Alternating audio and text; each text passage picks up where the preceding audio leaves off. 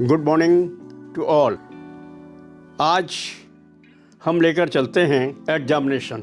बच्चे अपनी एग्ज़ाम के लिए कैसे फोकस करें। इस समय एग्जामिनेशन का समय है, बच्चे अपनी तैयारी में लगे हुए हैं, दिन रात पढ़ रहे हैं, सुबह से शाम, शाम से रात, रात से सुबह। बच्चे अपनी पूरी तैयारी कर रहे हैं। अब सवाल यह है कि बच्चों को वास्तविक फोकस कैसे करें। इतनी मोटी किताबों को पढ़ें, वो कैसे पढ़ें, किस सब्जेक्ट में पढ़ें। सबसे पहले बच्चों को कोई भी एक सब्जेक्ट चुनना है। उस सब्जेक्ट को पहले उसकी विषय सूची देखना है, उसमें क्या क्या मेन विषय हैं, सब्जेक्ट हैं। सब्जेक्ट एक ही होता है, जैसे मैथ है, लेकिन उसके अंदर कौन कौन सी एक्सरसाइज हैं, कितनी हैं, ये देखना चाहिए। तो जो एक्सरसाइज या क्वेश्चन स्टूडेंट को पता है, उस पर एक सरसरी निगाह डाल देना चाहिए। और जिसके बारे में थोड़ा कम नॉलेज है या कम एक्सपीरियंस है, उसको उन्होंने रिवाइज करना है, उसको उसने देखना है और उसको हल करना है। जो हमारा हल हो चुका है, जिसके बारे में हमें नॉलेज है, उसमें समय नहीं बिताना है, नई एक्सरसाइज को देखना है। तो सबसे पहले हम कितना समय दें जिससे हम एग्ज़ाम की पूरी तरह तैयारी कर सकें। हम मतलब बच्चे, अगर हम पूरी रात पढ़ते रहेंगे तो एग्ज़ाम देते समय हमें नींद आ सकती है। इसलिए उसके लिए हमें निश्चित समय निकालना है और अपनी नींद का भी समय निकालना है। नींद आना भी बहुत ज़रूरी है। इसलिए मैक्सिमम बच्चों को 11 बजे तक पढ़ना है, उसके बाद सो जाना है और सुबह 5 बजे उठ जाना है, अच्छी तरह निवृत्त होकर।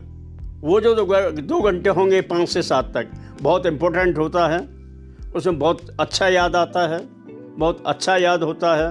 तो हमने एक दिन में एक ही सब्जेक्ट लेना है, दूसरा सब्जेक्ट लेंगे और वही रीति चलाएंगे कि जो हमें याद है या आता है उसको सरसरी निगाह से देखकर आगे फिर समय देना है। जो कठिन क्वेश्चन हैं, कठिन कुछ भी नहीं होता है, मतलब जो समझ से बाहर है या अभी तक आपने नहीं देखा है, उनको आपने रिवाइज करना है। और उसके लिए भी बच्चों ने एक विषय सूची बनाई, हमने कौन से टाइम कौन सा करना है, उसी हिसाब से उन्होंने देखना है। जब बच्चा पढ़ते पढ़ते थक जाए, उसमें उन्होंने जो ज़बरदस्ती पढ़ाई नहीं करनी है, क्योंकि नींद आ जाती है, कुछ याद नहीं आता है। उस समय उन्होंने फ्रेश हो लेना है, कोई फ्रूट खा लीजिए, दूध पी लीजिए, चाय पी लीजिए, लेकिन उस समय को जो ज़बरदस्ती मत कीजिए। अगर मान लो आपको नींद आ रही है, आपको रिफ्रेशमेंट कर लीजिए, या बहुत नींद आ रही है तो आप आराम भी कर सकते हो, बाद में आप उठ सकते हो।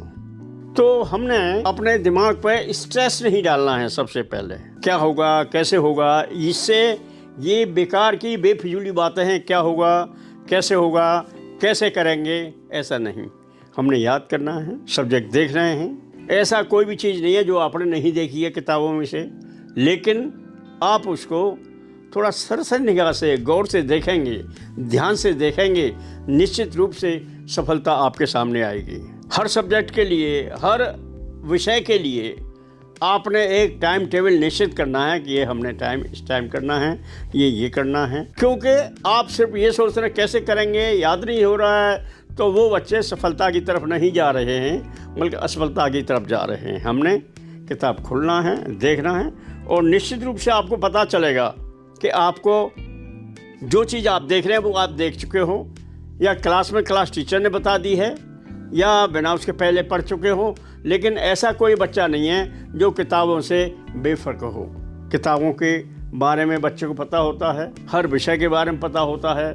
जिस दिन किताब खरीद ली जाती है, उसी दिन बच्चा धीरे धीरे हर सब्जेक्ट को देखता है, हर विषय को देखता है, एक एक पेज को देखता है। ऐसे ही उसको याददाश्त बहुत अच्छी होती है। नई उम्र के बच्चों की बहुत ज़्यादा याददाश्त होती है, उन्हें याद हो जाता है, और उन्हें इसी तरह से अपना टाइम से हर सब्जेक्ट को लेना है, एक ही सब्जेक्ट में नहीं भूलते रहना है। हाँ, जो चीज़ आपको नहीं पता है उसमें थोड़ा समय ज़्यादा लगाइए, और जिसके बारे में पता है उसको आप जल्दी रिवाइज करते जाइए। यही आपका सब्जेक्ट है। और सबसे बड़ी बात है कि आपको बिल्कुल भी परेशान नहीं होना है। आपको ऐसी कोई चीज़ नहीं है जो याद नहीं है। कई बार ऐसा है जो क्वेश्चन आपके सामने आएंगे एग्ज़ाम में, वो आपको याद होते हैं। इसलिए उससे पहले, एग्ज़ाम से पहले कभी भी बिल्कुल भयभीत मत हो जाइए। निश्चित रूप से आप जाइए, बिल्कुल जैसे आम तौर से क्लास में जाते हैं ऐसे ही आप एग्ज़ाम दे के जाइए, कोई मुश्किलात आपके सामने नहीं आएगी। Your success is always with you, so get success, get your better time. Thank you very much.